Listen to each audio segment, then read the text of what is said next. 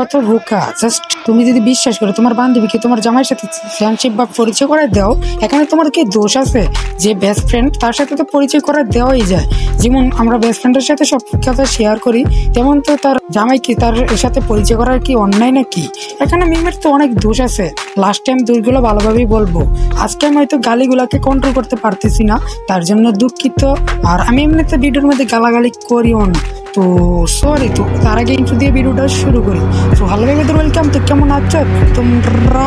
Akash is back বরাবরের মতন আজকে নিয়ে এলাম নতুন একটা ভিডিও। আমরা তো বেশি বক বক না করে দেরি, চলো আজকে ভিডিও ইন্ট্রোটা দিয়ে ভিডিওটা শুরু করি।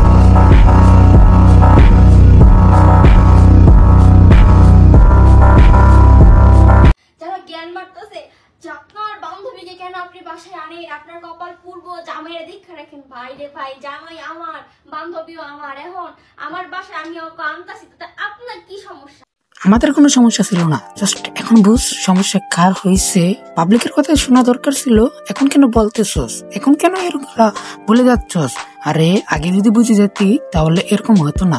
এই দুনিয়াটা হলো স্বার্থপর দুনিয়া, এখানে কেউ ভালো না বাবা মা ছাড়া। এই দুনিয়াটা হলো স্বার্থপর দুনিয়া। জাস্ট একটা কথা বলতে চাই যে আমি রাস্তার সাথে বসে বসে ভিডিওটা এডিটিং এবং কি ভিডিওর ভয়েস দিতেছি, তাই জন্য হয়তো বাইরেতে বিভিন্ন ধরনের গায়ের শব্দ হতেছে, সেই কারণে দুঃখিত।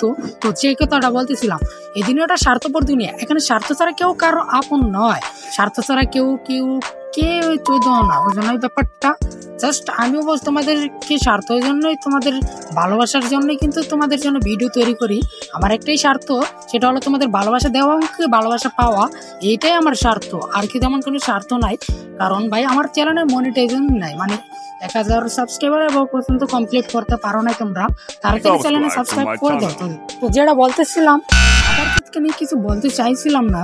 জাস্ট ভাই আমি কোথায় ছিলাম এতদিন? কই ছিলাম ভাই? কতদিন পরে পরে ভিডিও দেই ভাই? 15 দিন হয়ে গেছে ভিডিও দেই না তোমাদেরকে ভাই। অনেক সমস্যায় থাকতেছি, অনেক সমস্যায় আছি, কারণ আমার ফোন নাই, যে কারণে আমি ভিডিও বানাইতে পারতেছি না। আমার বাবার ফোন দিয়ে ভিডিও তৈরি করতেছি, আর বাবার ফোন দিয়ে তো ভিডিও করার ব্যস্ততা, বাবা আব্বু তো ব্যস্ত থাকে, সে কারণে মোবাইলও তেমন ধোয়া হয় না। আব্বু বিভিন্ন জায়গায় চলে যায়, যে কারণে মোবাইলও তেমন লক হয় না। তো এই কারণে আমি অনেক ব্যস্ত আছি, এবং কি ব্যস্ত শহরে তো সবাই ব্যস্তই থাকে, তাই না?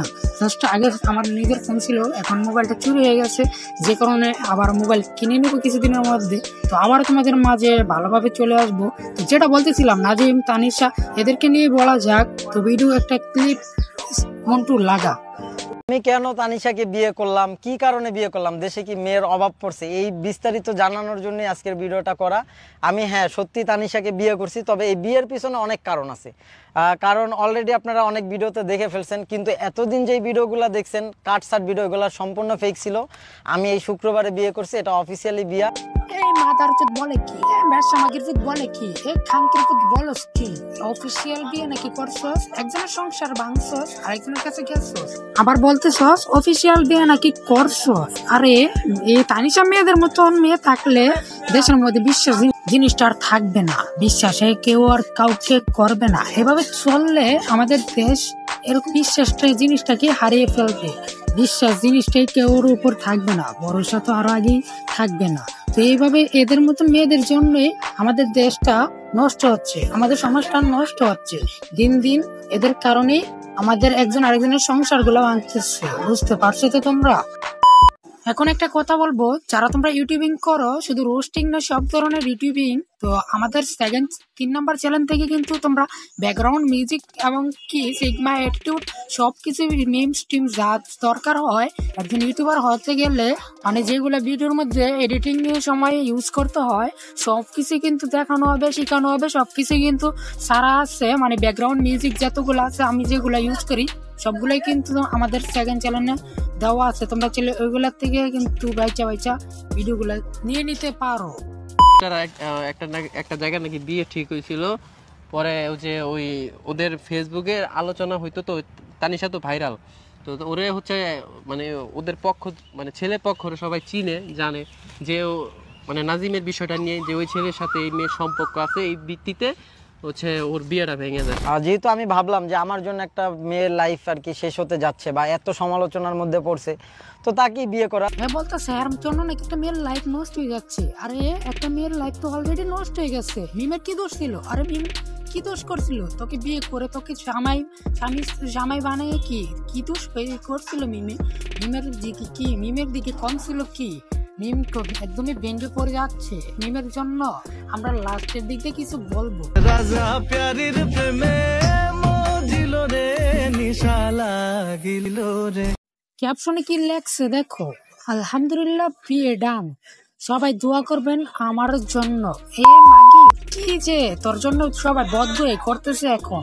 তুই যে কি যে করছস, দেশের যে কত একটা বদনাম সরাইছস, দেশের মধ্যে কত যে অশ্লীলতা সরাইতেছস, তোর মতন মেয়েদেরকে দোয়া নয় তোদের মেয়েদের পিছন দিয়ে একটা বাসা এনে দেওয়া, এটাই তোর কাজ।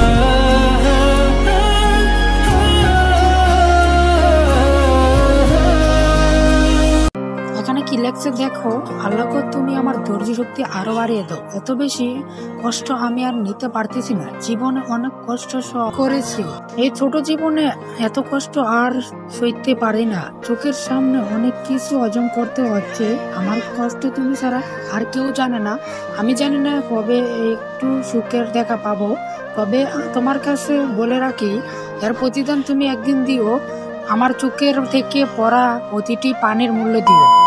তুমি কার জন্য কাঁদতেছো? কার জন্য? এই বেশ্যামাগির পোলার জন্য, এই খানকির পোলার জন্য, এই মাথার চোতের জন্য, এই নোটের পোলার জন্য, এই ধোকাবাজির জন্য, এই ঠকবাজির জন্য কি দরকার আছে চোখের পানি ফেলার?